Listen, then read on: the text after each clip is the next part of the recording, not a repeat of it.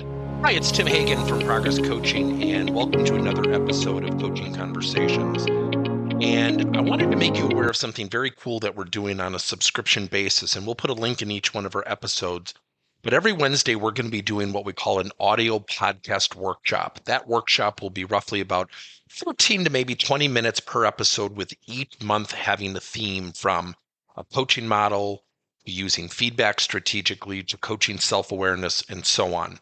So if you could look in the body or in the content description of each episode, and you will see a link where you can join this subscription. These are literally 4 workshops every month teaching specific strategies to address a particular area of workplace coaching as it relates, again, to things like awareness, motivation, teamwork, and what have you.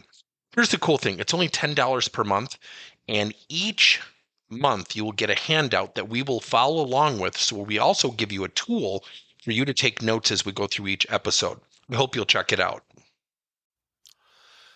I really think when we talk about coaching and building workplace cultures that are collaborative and team-oriented and really support our corporate values and mission, I think we really need to be conscientious of one thing. And I think that's helping people understand that value, understand the value of seeking and accepting feedback, and more importantly, understanding the commitment, the intention, not agreeing, but the intention of those who are willing to coach us. So I want to tell you a great story. I was talking to a young lady who was a supervisor at one of our client sites, and obviously COVID has really affected this company in a positive way, but has affected their communication, their coaching, and they were really starting to get traction. And then March 2020 hit, we all got shut down, and she really feels like it's missing. And I said, well, what do you mean you feel like it's missing? She said, well, I felt like I was really starting to get it. And I would agree with her. And she has had a complaint, or I should say a vision of where she has discord, and that is she wants to be coached. So she was starting to get the coaching, but she wants to be coached.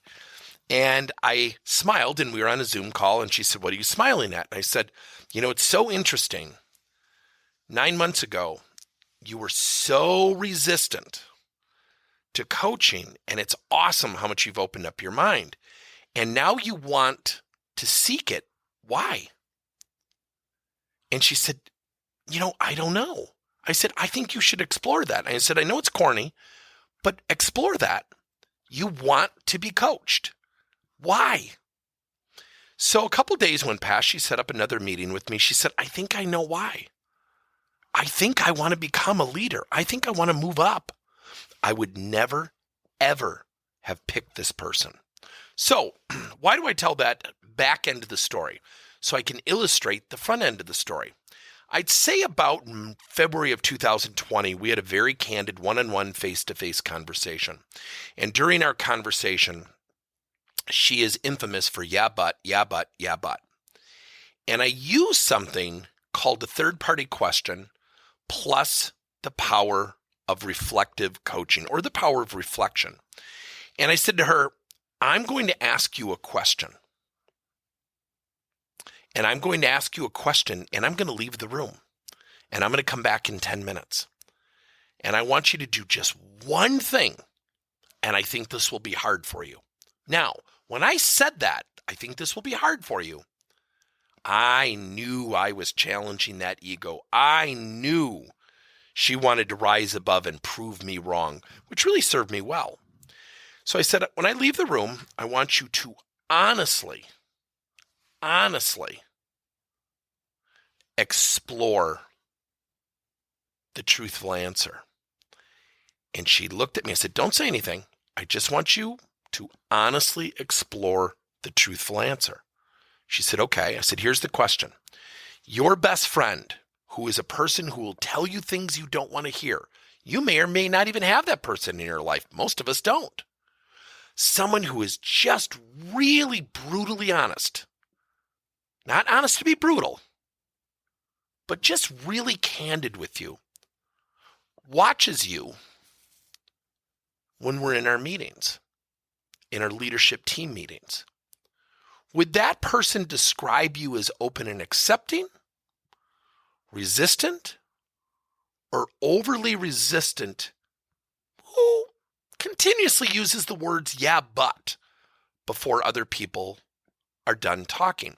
As I gave her the third choice, she began to smile. I already knew her choice. And I said, so your best friend is watching you, and they're going to ask you that question. I want you to honestly explore not only the answer, and in your mind, you might think you know that answer right now. I want you to really think about it.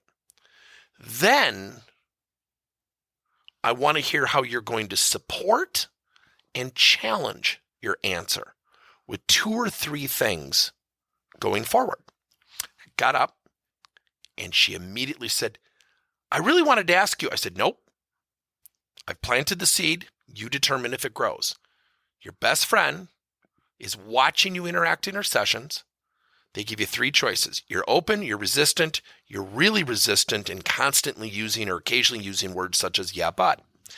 So I came back about 15 minutes later. I added 5 minutes on, and I came back in and she was completely calm. And I said, first of all, without explanation, and I literally said it like this because I wanted to really affirm for her, I didn't want her to disrupt or interrupt the process. I just want to hear your answer. She said, I'm probably between number 2 and number 3. And I said, I figured you were going to say that. She said, is that the right answer? I said, don't worry about the right answer. There is no right answer. It's how you see yourself. So, give me in 1 or 2 sentences why you answered that way. She said, first, I do use yeah, but. I hear myself doing that. I said, awesome. Number 2, what's your second reason? And I kind of cut her off. And she said, well, I think sometimes I enjoy the battle. I said, okay. Would you mind if I shared with you my viewpoints?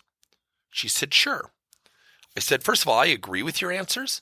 And again, agreement's one thing. Pursuing actions to get better is really the important thing. She said, I agree. I said, when I left the room, how did you feel? She said, frustrated. I said, so what did I remove from you? She said, the ability to battle. I said, it's interesting you use the word battle. I sense sometimes you don't want to have a discussion. You want to prove you're right. I could be wrong. I could be 1,000% wrong. I sense you want to be right.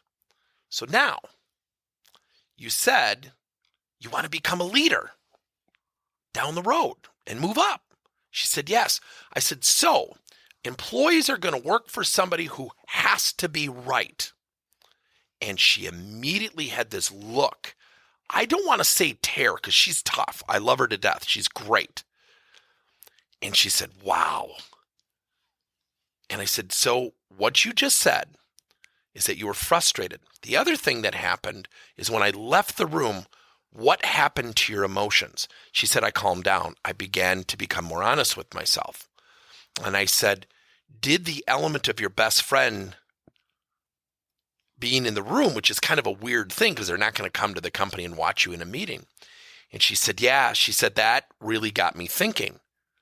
And so what I did is I tugged at her emotional strings. I removed her emotional battle response system, gave her 10 to 15 minutes to calm down and truly reflect. I used one question and I used the power of reflection. Then what I did is I controlled her responses. I only want to hear your choice. I don't want to hear an explanation. I only want to hear your choice.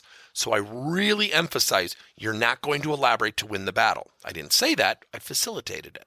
So when she said between a 2 and a 3, then I said in 2 short sentences, 2 or 3 short sentences, tell me why you answered that way. So when we got done, I said, so how do you feel or how do you think you feel based on the way I controlled the conversation? She said, I was frustrated. She goes, I still feel frustrated. I said, could I give you some candid feedback? She said, yes. I said, I've never seen you act and respond more thoughtfully and professionally than you are right now. And that's what a great leader does.